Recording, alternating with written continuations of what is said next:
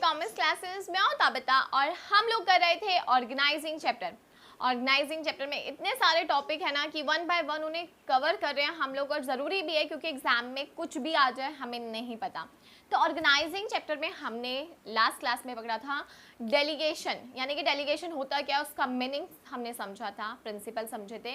आज की इस वीडियो में हम डेलीगेशन को ही कंटिन्यू करेंगे और उसकी इंपॉर्टेंस समझेंगे, यानी कि डेलीगेशन बिजनेस में क्यों ज़रूरी है, क्यों होना चाहिए डेलीगेशन। डेलीगेशन का मतलब क्या होता है, जब एक मैनेजर अपना काम अपने एम्प्लॉय से कराता है, यानी कि एक सुपीरियर अपना काम अपने सबॉर्डिनेट से कराता है, तो उसको डेलीगेशन कहते हैं।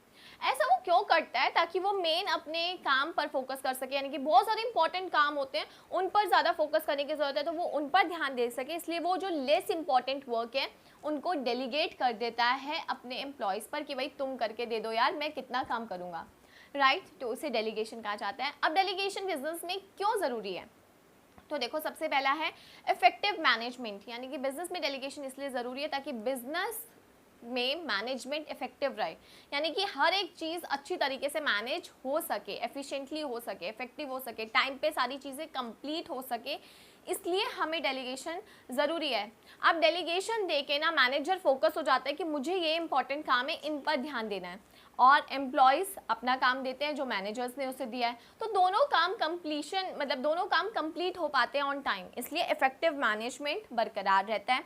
दूसरा, एम्प्लॉय डेवलपमेंट, एम्प्लॉयज़ का डेवलपमेंट हो पाता है, यानी कि एम्प्लॉयज़ का डेवलपमेंट बोले तो यानी कि जिनको भी आपने काम दिया है एम्प्लॉयज़ को करने के लिए, वो नई नई चीज़ें सीख पाते हैं, उनमें नया स्किल आता है, उनमें भी ये चीज़ होती है कि भाई मेरे मैनेजर ने मुझे ये काम दिया है, तो इट मीन्स थोड़ा दिमाग वाला उसके लेवल का काम है जो मैं कर रहा हूँ, तो वो अपने स्किल्स यूज़ करते हैं, अपनी क्रिएटिविटी यूज़ करते हैं काम को करने के लिए, और जिसकी वजह से उस काम को करने में उसका एक्सपीरियंस मिलता है उसे, एंड वो अपने टैलेंट को यूज़ कर पाते हैं। तो एम्प्लॉय भी कहीं ना कहीं अपने आप को क्या करता है, डेवलप करता है हायर पोजीशन के लिए, क्योंकि वो अब किसका काम सीख रहा है, मैनेजर का।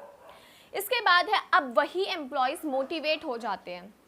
मोटिवेट कैसे हो जाते हैं, क्योंकि उनमें एक सेंस आ जाती है कि भाई मैं अपने मैनेजर का खास हूँ, तभी वो मुझे काम दे रहा है, वो किसी और को क्यों नहीं दे रहा, क्योंकि उन पर ट्रस्ट नहीं कर पा रहा है, उसे मुझ पर ट्रस्ट है, क्योंकि उसे ऐसा लगता है कि मैं उसका काम अच्छी तरीके से कर सकता हूँ। तो एम्प्लॉयज़ क्या होते हैं, मोटिवेट हो जाते हैं एंड इनकरेज फील करते हैं, यानी कि मोटिवेटेड एनकरेज हो जाते हैं कि यार अब तो मुझे ये काम अच्छी तरीके से करके दिखाना है। उसके बाद facilitation of growth, facilitation of growth किस सेंस में यूज़ किया जाता है कि भाई अब बिज़नेस को ग्रोथ करना ईजी हो जाता है, क्योंकि उसके अंदर के एम्प्लॉयज़ जो है ना वो वेल एजुकेटेड हैं, वो काम को अच्छी तरीके से कर पा रहे हैं एंड ट्रेंड है, एक्सपीरियंस्ड वर्कफोर्स है, जिससे अगर हमें कोई नई पोजीशन या नया वेंचर लेके आना है तो हम इन एम्प्लॉयज़ से भी उस काम को करा सकते हैं। और अगर एम्प्लॉयज़ ऐसे ढीले डाले से हो तो भैया मैनेजर या बिजनेसमैन क्या सोचेगा उनको नए वेंचर में डालने की। इसलिए जब भी हमारे एम्प्लॉयज़ एंथुजियास्टिक होते हैं, काम को करते हैं, इनकरेज होते हैं, तो बिज़नेस में ग्रोथ आती है। तो फैसिलिटेशन ऑफ ग्रोथ।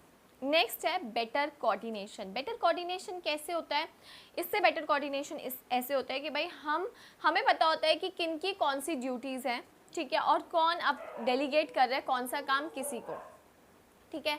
तो हर एक काम जो है वो रिपीट नहीं हो रहा होता, यानी कि रिपीटेड नेचर नहीं होता काम का, जिसकी वजह से कोऑर्डिनेशन मेंटेन होता है। हर एक डिपार्टमेंट को अपने काम पता होते हैं, तो डुप्लीकेशन क्या हो जाता है, वो जीरो हो जाता है, क्योंकि नो डुप्लीकेशन, हर एक डिपार्टमेंट के अपने अलग काम है और उनकी हायरार्की है, राइट गाइस। तो जिसकी वजह से उनको पता है कि ये काम मेरा दूसरे डिपार्टमेंट के लिए ज़रूरी है, तो एक कोऑर्डिनेशन मेंटेन रहता है, कोई भी काम डुप्लीकेट नहीं रहता है, एंड हर एक बंदा अपने काम के लिए क्या रहता है, रिस्पॉन्सिबल रहता है, आंसरेबल रहता है, जिसकी वजह से कोऑर्डिनेशन मेंटेन रहता है।